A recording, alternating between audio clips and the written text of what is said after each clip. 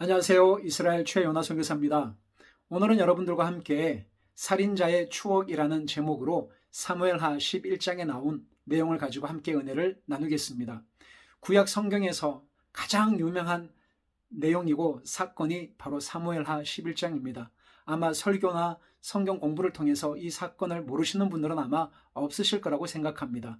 그것은 바로 다윗이 햇사람 우리아의 아내 밧세바를 범한 사건입니다. 여러분, 이것이 바로 다윗의 범죄라는 것을 많은 분들이 다 알고 계십니다.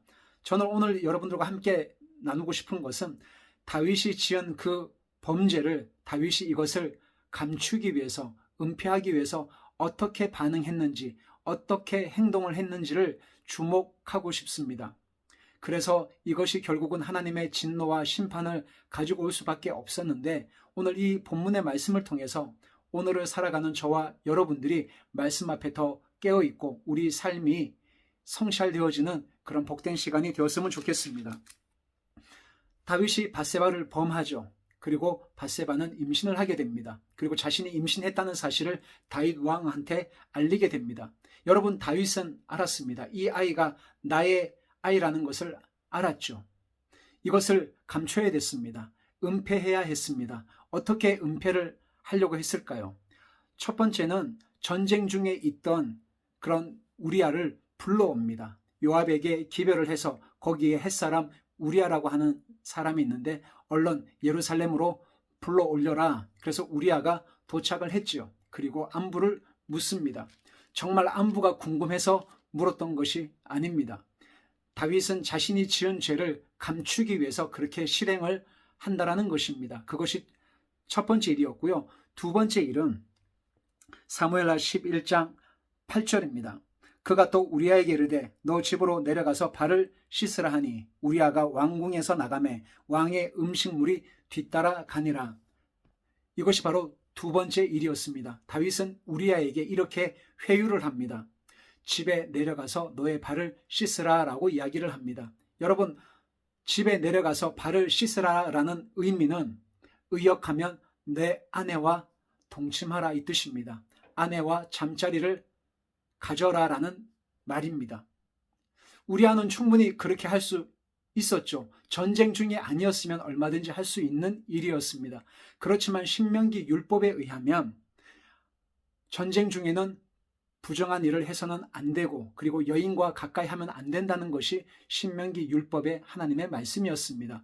다윗도 알고 있었고 우리아도 알고 있었습니다. 그 다음 구절을 보시면 우리아는 집으로 내려가지 않고 왕의 군사들과 함께 잠을 잡니다. 여러분, 다윗은 굉장히 당혹스러웠을 겁니다. 자기 생각에는 지금 밧세바가 임신을 했기 때문에 나의 아이라는 것을 감춰야 합니다. 그러려면 우리아가 내려가서 자기 생각대로 우리아가 관계를 하고 그렇게 되면 자신의 범죄가 감춰질 거라고 다윗은 생각을 했었죠. 그런데 우리아는 자기 생각대로 움직여지지 않았습니다. 그래서 다윗은 굉장히 당황했었고 다시 한번 회유를 합니다. 10절을 보십시오. 10절 하반절에 어찌하여 너의 집으로 내려가지 아니하였느냐. 의역해서 해석해드리면 어찌하여 집에 내려가서 너의 발을 씻지 않았느냐, 너의 아내와 잠자리를 하지 않았느냐라고 묻죠. 그때 우리아는 이렇게 충성스럽게 하나님의 말씀에 의거해서 이렇게 이야기합니다. 11절에 우리아가 다윗에게 이르되 언약궤와 이스라엘과 유다가 야영 중에 있고 또 내 주 요압과 내 왕의 부하들이 바깥들에 진치고 있거늘 내가 어찌 내 집으로 가서 먹고 마시고 내 처와 같이 자리이까. 내가 이 일을 행하지 아니하기로 왕의 살아계심과 왕의 혼의 살아계심을 두고 맹세하나이다 하니. 우리아는 알았습니다.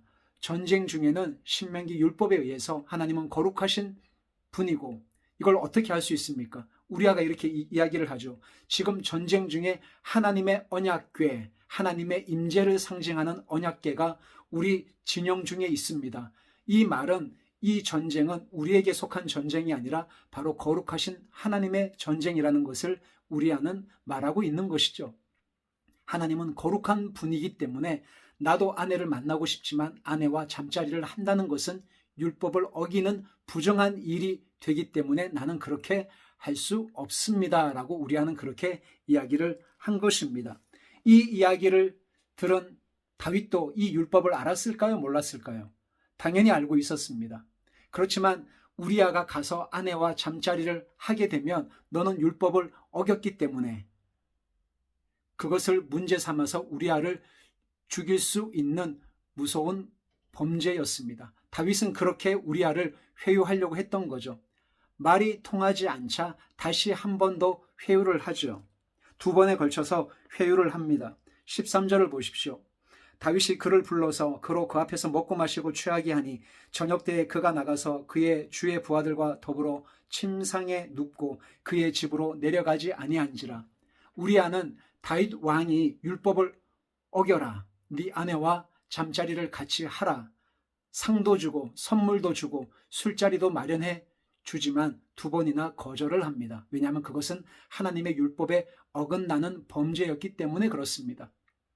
그만큼 우리아는 하나님 앞에 신실한 충성스러운 부하였습니다. 다윗은 자기의 전략대로 자기의 생각대로 우리아가 움직여지지 않자 드디어 살인을 해야 되겠다라고 하는 살인 교사를 꿈꾸게 되죠. 그러면서 뭐라고 이야기하냐면 14절을 보십시오. 14절에 아침이 되매 다윗이 편지를 써서 우리아의 손에 들려 요압에게 보내니 15절입니다. 그 편지에 써서 이르기를 너희가 우리아를 맹렬한 싸움에 앞세워두고 너희는 뒤로 물러가서 그로 맞아 죽게 하라. 다윗은 자기가 지은 모든 범죄 혐의를 우리아에게 뒤집어 씌우게 됩니다. 이렇게 되면 자신의 범죄가 감춰질 거라고 생각을 했던 것이죠. 이것이 바로 살인 교사죄입니다. 네 번째는 우리아는 자기가 죽게 될 것이라는 것도 모르고 그 편지를 그대로 요압 장군에게 갖다 줍니다. 그리고 우리아는 너무나 안타깝게도 죽게 됩니다. 우리아가 죽었습니다라고 그렇게 보고가 올라오자 다윗은 굉장히 안도했을 것입니다. 그러면서 다윗은 뭐라고 이야기를 하냐면 25절에 다윗이 전령에게 이르되 너는 요압에게 이같이 말하기를 이 일로 걱정하지 말라. 칼은 이 사람이나 저 사람이나 삼키느니라. 그 성을 향하여 더욱 힘써 싸워 함락시키라 하여 너는 그를 담대하게 하라 하니. 칼은 전쟁하다 보면 죽을 수도 있고 살 수도 있는 거 아니겠니? 사람은 다 누구나 죽는 일이니까 이거 가지고 너무 괴념치 마. 더욱더 열심히 싸워서 그 성을 점령하도록 해라. 이것이 다윗의 명령이었습니다. 사랑하는 여러분, 다윗은 정말 무서운 범죄를 저질렀습니다. 자신이 지은 죄를 은폐하기 위해서 그는 우리아를 불렀고 하나님의 율법을 교묘히 이용해서 자신의 죄를 덮기 위해서 우리아에게 해서는 안 될 죄를 지으라고 부추겼고 회유했습니다.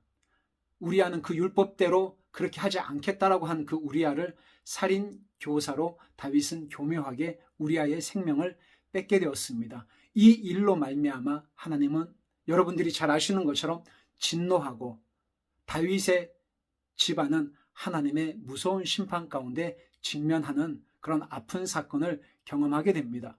사랑하는 여러분, 하나님의 말씀 앞에 우리 모두가 겸허하게 엎드리고 뭐라고 말씀하시는지 말씀을 취사 선택하는 것이 아니라 말씀 앞에 엎드려 주의 음성을 듣고 하나님을 경외하는 그런 복된 삶을 사시기를 저와 여러분들이 되었으면 좋겠습니다. 여러분 감사합니다.